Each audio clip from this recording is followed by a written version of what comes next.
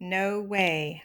I didn't know that I booked the cruise ship that hit the iceberg in Alaska until I was researching the excursions we wanted to go on. And then, of course, it kept popping up because we're going on the Norwegian Sun.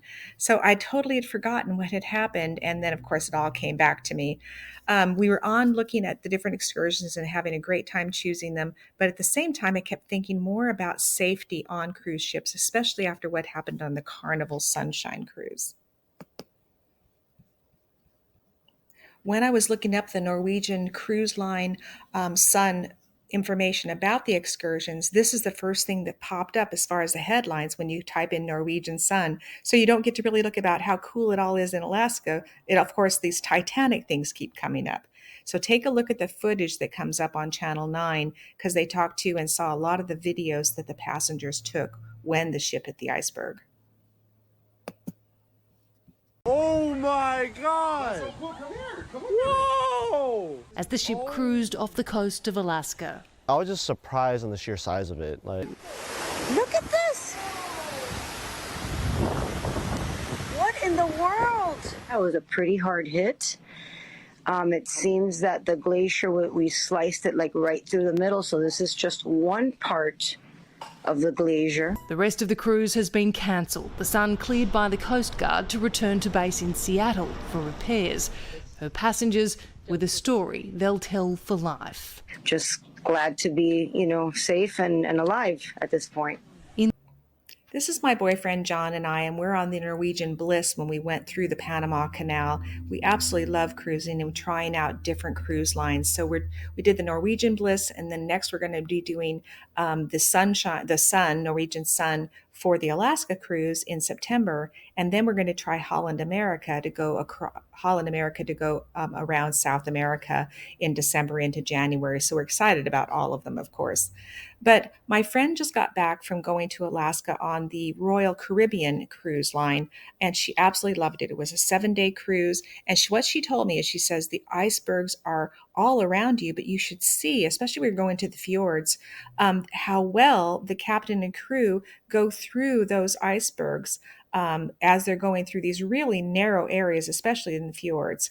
She says the icebergs are all around you, and here this is. We're already the middle in June, and so when we go in September, probably it's going to be the same thing, maybe worse because it'll be colder at that time.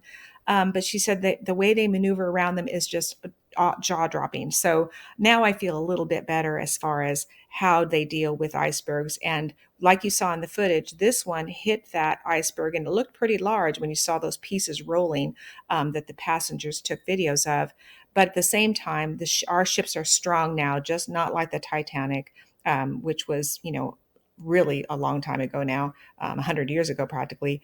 And also the how we deal with them and how we deal with emergencies is a lot better. So we're excited about the Alaska cruise. We chose some really cool excursions. But I do want to tell you that in the information below, in the description, I've left you info that tells you about more of the accidents that have happened on cruise ships over the last 10 years. And really, it's less than a handful. And so for that reason, you should feel safe going on cruises. There are a lot fewer accidents than just about anything else we do as far as flying or driving. That will give you a good idea of what has happened in the last 10 years as far as any loss of life and when something has happened on a cruise ship. We love cruising and going on different cruise lines. Like I said, we're going to be doing the Norwegian Sun in September, and then we're going to go on Holland America to go around South America on that cruise line, and that's going to be in December and January for the holidays. So we're excited about that. But since I was researching safety on cruise lines, especially after what happened with Carnival Cruise Line, the Sunshine ship, and how badly it was handled by the captain and crew. It took 12 hours before they talked to the passengers at all about what to do, what's happening, how to be safe, even though there was flooding and the ship is rocking and rolling and waves are coming up all the way up to the seventh deck. That is completely unsatisfactory. And we all have to speak out and say, we want to know what the safety is and we want to be guided so that we all can keep ourselves and our families safe. And in the description below, I'm going to give you information about what has happened on cruise ships as far as safety. Actually, there's less than a handful of really, really bad catastrophic accidents, and that will be in the link below.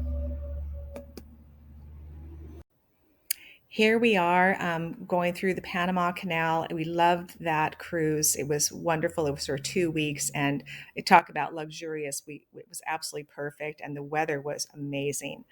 But what I wanted to tell you more about is that as I've been researching safety on cruise lines, really the Carnival one is the one that made me most upset. And what I'd like to find out is from everybody who would like to give comments of things that have happened to them on ships and how it's been handled, how safe they have felt or unsafe, how captains and crew have dealt with any kinds of emergency situations or situations that are scary in general. If we all share this information, knowledge is power. And so for it to take 12 hours to handle that Carnival cruise line situation and not talk to the passengers at all, absolutely, that is unacceptable and dangerous. But there might be other things that are less scary or more scary. And if we could all share our stories, knowledge is power, and we can possibly, as a group, be able to understand what to expect with each of the cruise lines and then be able to make intelligent decisions of which ones we want to go on and those that don't. I have to tell you, when it comes to Carnival, now I'm very worried. Why was that not handled well? Should I be concerned about the other ships, or was it just happened to be this captain and crew? It's so hard to know unless we can share more information with each other. I have enjoyed Carnival cruises in the past. I'd love to be able to go on them again. But like I said, once you have a really bad situation like that, then we have to make sure that we are sharing the info, and then we can decide for ourselves what's best for ourselves and our family. Happy cruising. Let me know what you think in the comments below, and I'll make sure and share your information if you'd like me to share it.